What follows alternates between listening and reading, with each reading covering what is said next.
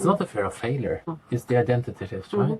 Because you know you won't fail. You know that you can. It's just that you're afraid of change, right? Because you have to do something you have never done before. You don't have to ask for others' permission to grow. You will never get it, you know. Imagine if I would say no to you when you were changing. We wouldn't be here today. Welcome to your success. You've built a life others admire. You've achieved, delivered, and become someone people rely on. But somewhere along the way, it stopped feeling like yours. Mentor Krister Johnsen and Ellen Solheim know that feeling. After following successful paths of their own, they chose something different. More clarity, more freedom, more presence. Today, they help high achievers design lives that feel true, not just impressive. This podcast is for those ready for their next chapter. Not more pressure, not more performance, but a life that feels like yours with clarity and direction. Welcome to your success.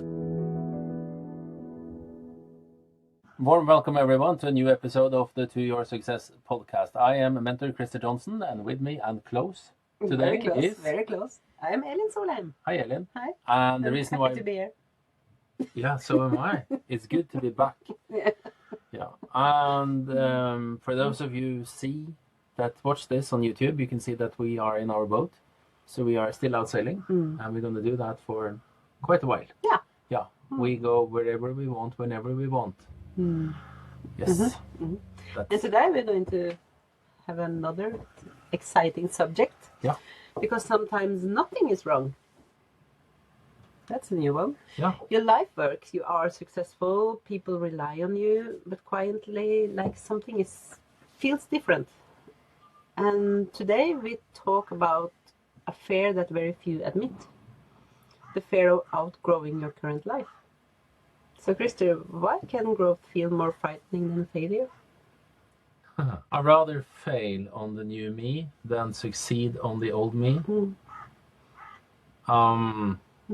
It's maybe you're afraid because you don't feel comfortable living the life you live now, and you think that you should be happy, and then there is something inside you. And you know what most people don't understand is that the purpose of life is growth.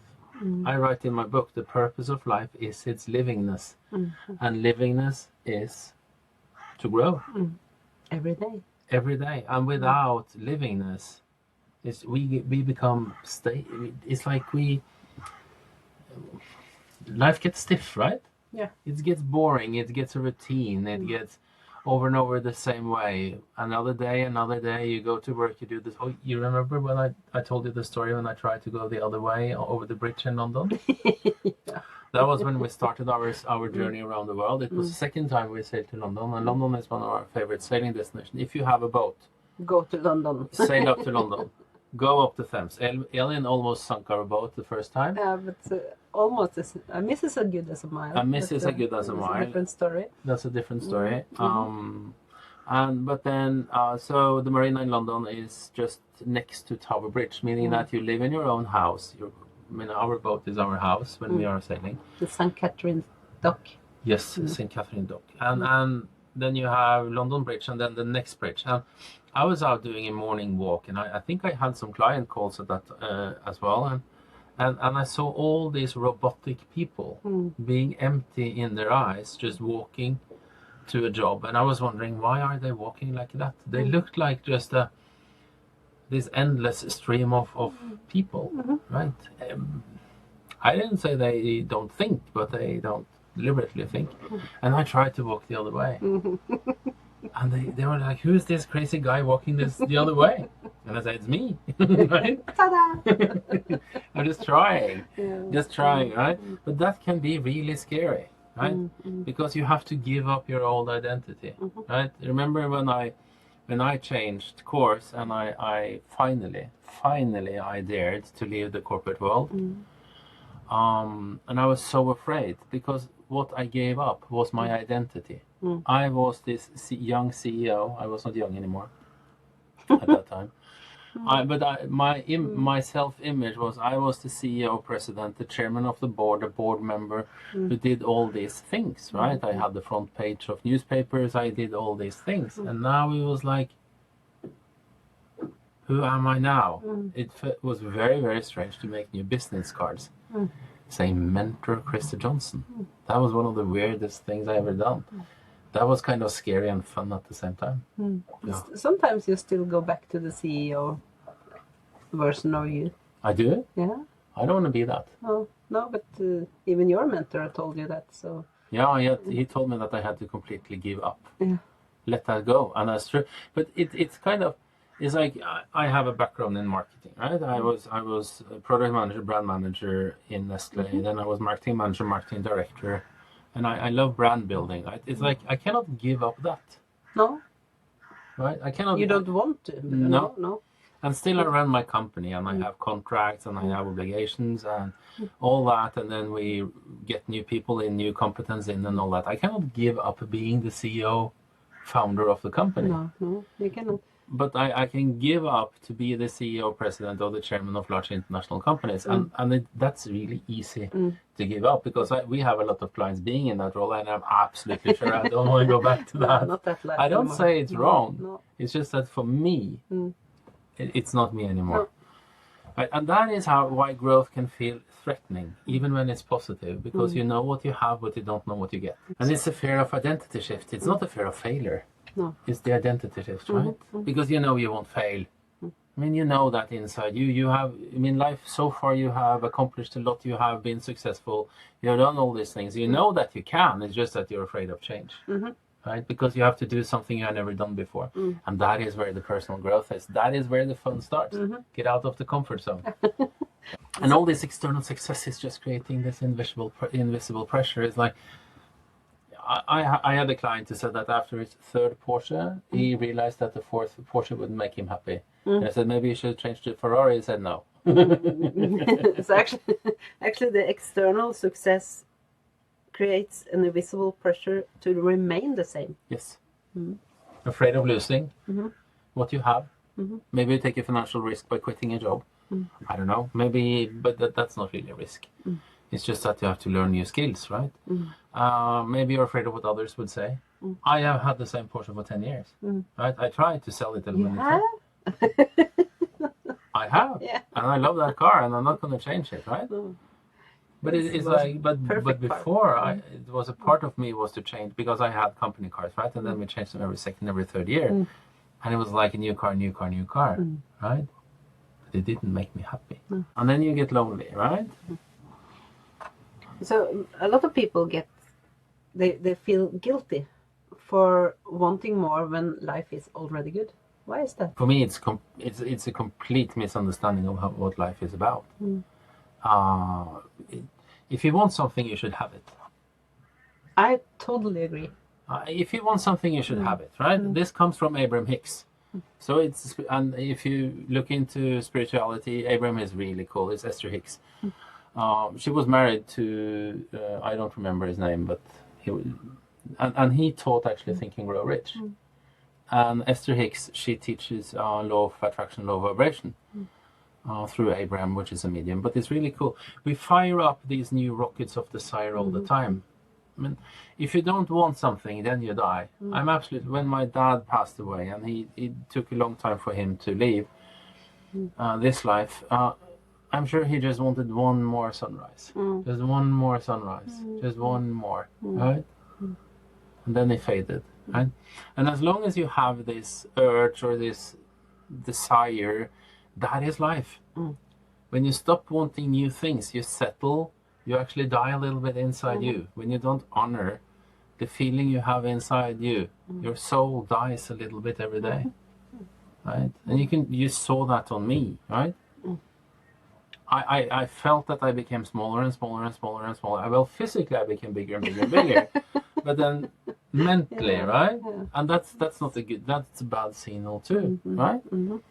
So it's, and then you get lonely inside, right? You have a lot of people outside, but you feel they don't understand you, right? And they don't understand how you actually think, because you should be happy.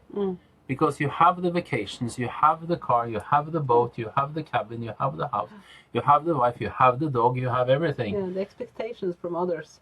Yeah, and then of course you compete on Strava or something, or you You try to, and then you replace that with running or skiing or whatever, and you run from life. I did a lot of running when I was in the corporate world as well. Even though my back said I shouldn't, I still kept running, right? And then, I don't know, it just felt good. That relief for physical. But I wanted to feel good all the time, right? Do you have clients that talk about this? The loneliness. But when they come to us, they can feel the loneliness. Then we invite them into our environments and into the groups, and that's a big part of what we do. Is that we create these environments, this group of high achievers that have done a lot already, and it's okay to want something more. But what they're afraid of, what would others say? Will I be good enough? What if it fails? And then what if it works? I mean, you have fixed everything in life so far. So the likelihood of it, that it works, it's so much bigger than it doesn't work. And if it doesn't work, you just fail and learn new things. There are so many things I have had to learn. The same with you, right? You didn't know how to sell when you started this. No. Now you are a true sales professional, right? You work with it every day, right? And it's fun. And it's fun. Why is it fun to sell? Because we sell to help, right? If you don't want to buy, it's okay. It's your loss. Yeah, it is. It is. It's okay, right? Yeah, but then if you really want our help, and that is our goal when we want to help people. We love helping people. We are helpers. Yeah. If I were to sell just to get something, it wouldn't work. So that's not the way it's supposed to be. No, selling is from heart to heart, and we sell to help. Right? And then when they come into these environments and they say, oh, I'm not alone, right? Then the loneliness disappears. It's okay to be afraid. I'm looking for things I'm afraid of, because I know that I want to go out of that comfort zone into the fear zone, and then I grow. So the environment that kind of environment gives you the support you need. Yes, yeah, absolutely. That is why we travel to our mentors. I mean, we were there in January, we're going back in June. We spend a lot of time and money on it. Yeah, but it's so worth it, right, to be in that environment. Definitely. Yes. And when we have, when we invite people to our seminars as well, those discussions they have over lunch, during coffee breaks, it's like how they connect, how they get inspired. Totally different people. Kind of there the magic happens. Yeah. Meeting face to face with the other people that are in the same kind of changing journey. Yeah. And being in the energy. Yeah. Be in the energy, right? And then you don't feel alone anymore. But So, okay, what signals tell someone they are evolving beyond their current structure? You needed to think about that a little bit. say that again, so I'm sure I get it right. What signals tell someone they are evolving beyond their current structure? Yeah, structure like social structure, right? Or, well, there's two things happening. When you change your energy, you will see that you attract new people to you, and some people will go out of your life, right? We have seen that. There are people resonating with us, there are people not resonating with us, and that's okay. It's a sign that you're outgrowing your life. Your It old is. life, yeah. It is. Sitting at a dinner with friends or colleagues, and you wonder, why are they talking about this? Or why am I here? It doesn't Why feel am I right. here, right? So that is one thing. The other thing is the feeling of misalignment. When you wake up a morning and you ask, why I'm doing this over and over again. I mean, why can be that you have kids and that you have to take care of your family. That can be one thing, and that's absolutely good reason why. Yeah, absolutely. But there is a time for everything, right? And there is I said that to a client of mine today, and he, just like me, he was afraid of change. And I said, can you imagine what kind of role model you will be to your kids? And he has grown-up kids. They are around 20, 25 years old. Can you imagine what kind of role model you will be when you jump and do what you want them to do, and you show that it's possible? And that absolutely struck a chord in him, because, yeah, I said that I had thought about that. I said, no, but that is how it is, because to raise kids, they don't do what you say, they do what you do. They do. I actually had a call today with a possible new client, and we were talking about the choices you make that takes you to your goal, the choices in life, And there are some different kind of choices you have to make when you are in this building your family, taking. So then you choose to make choices that is the best for your family. Yes. And then after a while, your children are grown up. Maybe you get divorced, and then you stand there and you are like 50 years old and you want to do something for yourself. Yeah. To choose for yourself. Yeah. Well, to get divorced is not the goal. That's a shitty process. And to get divorced is yes. And since you mentioned that, you know, and I have one. I can share that. A lot of people know that. That one of my I am statements is that I love Elin and we have a great marriage, because I work on that every day. It's not hard to work on it, right? But you have to use your perception, you have to use your mind. It's so easy to look for the things you don't like, but start looking for all the things you like. And I got off now. I'm sorry, I confused you a little bit. No, that's okay. We were talking Bring me about back. choices, different choices for different periods of life. When you have, I mean, the goal when you have kids, the goal is to have a family. Then that's your goal, right? The same way, if you want to have an education, then that's your goal, right? And then you want to have a career, and then you go for the job. Then that's your goal. Having a family, having a good family, being a good parent is your goal, right? What happens then is that you step into that identity. I'm a good mother. I'm a good father, right? And then when they leave, then it gets empty because you still have that identity. You still have the identity of being that caring mother. Right? Or being that caring father, or being, you know, the person that takes care of your family. And then you have to set a new goal. Yeah, and maybe for the first time in your life is that you are at that stage in your life when you are forced to set a goal just for you, not for something else. Yeah. Because the environment you have been in with the children and everything, that's just the society making the goals for you. Yeah, because you kind of fit in and do what is expected. Yes, so it's more like an unconscious goal. Yes.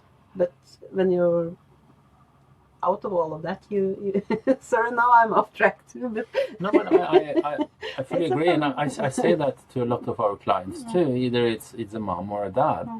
It's like, you know, you have to find something else, right? And you cannot. And please don't be that mother or father that pushes your kids to have grandchildren just because you want it.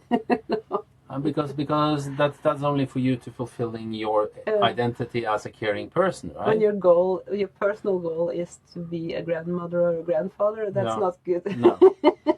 And it's I don't Then think get it's a very dog. get a dog or a cat. Or a cat. I was actually thinking about that today. Should we get a cat? Or a dog, right? No, we shouldn't. No, we shouldn't. No, we both had dogs, and we love them a lot, but it's not place for them. It's not. Okay. No. So, but I mean, what you do is that you just evolve out of your current structure, your current model, and your model is your self-image. What is your self-image? Is what you think you are. Like your self-image started as a nurse, right? And then a mother, and you're still a mother, and you take care of your children. They are young. I always will be. Always will, just like will always be a father. But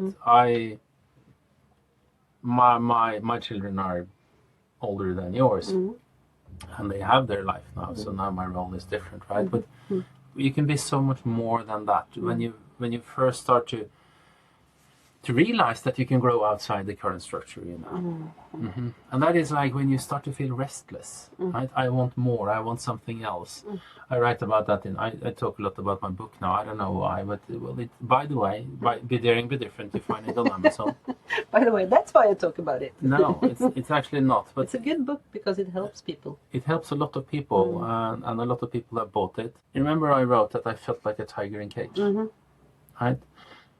So that situation was that my kids were out, I was ready to sail around the world, and then Nelly and I became a couple, and she has younger kids, and we had to take care of them. You had, first of all, had to take care of them, but we had to wait for the last one to leave the nest, right? And I was so ready for change. I felt like this, I was going on idle, and it was just building up steam all the time, right? And then I realized I had to create the change myself. I couldn't sit there and wait anymore. No. Right? So then I went out. Yeah. So how can someone grow without feeling reckless or unstable? Follow your heart, true heart. Follow your true heart desire. But will it take away the feeling of being reckless and unstable? Because Yeah, talk about it. no, It's like, why should it be reckless to live the life you want? It's an idea that you risk everything, and recklessness comes from that you risk everything. That's not true. What you risk is that it becomes so much better than you thought was possible. Maybe you think financial risk, no, and you don't have to do it yourself, and that's the biggest mistake most people do. They think that I want to change, but I don't know how, and then they use motivation, and motivation lasts for 2 weeks.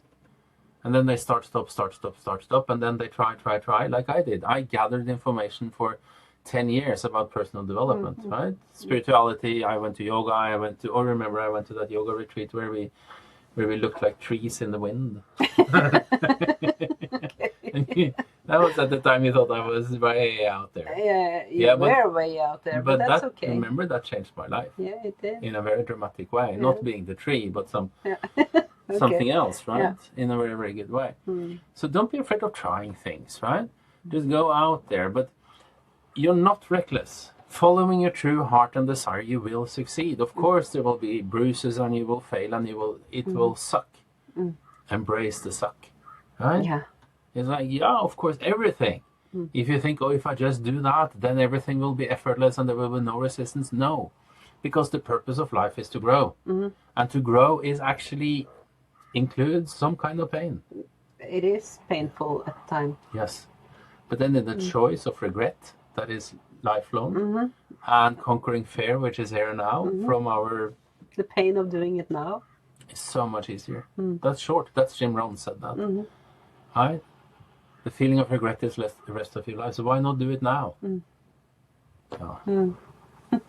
then you become aligned with who you truly are. Right? With who you truly are. Yeah. I actually feel a little bit like a tiger in cage still. You do? Yeah, I want You're in a small boat now. So Oh, it's not about the boat. It's more that I really want to cross the Atlantic and we have to stay in the Mediterranean for 1 more year. Oh, that's terrible. I know. I still feel the urge of sailing the Atlantic, but it will come. Yeah. Are we gonna stay the winter at Palma, one of our favorite cities? In Mallorca. Mallorca, yes, Palma. yeah. So the boat will be there for like 4 months. So maybe Oh, I'm really looking forward we to that. can have some pop-up coaching that would be cool. in Mallorca then. Yes. Yeah. That would be cool. We can rent an office. Yeah. We can invite people For coaching. for coaching. Yeah. Yeah, so if you plan to go to Palma, Mallorca. Mallorca, In Spain. Spain, November, December, January, February, March. Let us know. Let us know. That would be cool. Yeah, so fun. So, without feeling reckless, start being honest with yourself. Brutally honest. Do I actually want this? And if you want it, but you feel bad about it, then change your perception. Start looking for the things you like instead of the things you don't like. And then permission. Why is permission the real breakthrough? Well, you have to give permission to yourself. No, you don't have to ask for others' permission to grow. You will never get it, No. Oh, remember, we have people that say, I'm not sure this is for me. I'm going to talk to my spouse. It's like, don't do that. But for some reason, so many people have to ask their spouse to change. Imagine if I would say no to you when you were changing. We wouldn't be here today. Well, you said I'm not into all the crazy stuff you do. No, but and I said, that's different. okay. I said, that's okay. That's because you could change, but I wasn't supposed to change, but I did anyway. Yeah, you changed a lot. Yeah. You too. Yeah, we have. And sometimes when you listen to this or see this, I ask Helen, how was I before? Because I am really good at not remembering things, right? I'm very, very good at remembering things that are important to me, right? I have as everyone, I have a perfect memory. But I ask, how was I? I still have some ideas about how I was. Like angry, afraid, and all that. And then you say, no. We don't talk about We it. don't. No, we don't talk about it. You're so much Was I better that bad? now. No, but you're so much better now. Yeah, thank you. So, okay. And that is what personal growth is about, right? It is to become a better version of you. It is to get to a higher level of awareness of using your mind and creating, right? And don't be afraid, right? Don't be afraid. If it doesn't feel right, it's just that you've outgrown the model you live in now. Then, and I think we can end this. Buckminster Fuller said that you never change a thing by fighting the existing reality. You change by creating a new model that makes the old model obsolete. And the new model is who you truly want to be. Your new model is the life you want to live, with the freedom to live it. Right? Okay. If you like this, and we hope you do. we hope you do. We know you do, since you listened to the end. If you're still here and you listen to this, okay. Please subscribe, share this, like it. It helps us a lot, and because everything we do is to your success. To your success. So have a wonderful day. Bye-bye. Bye.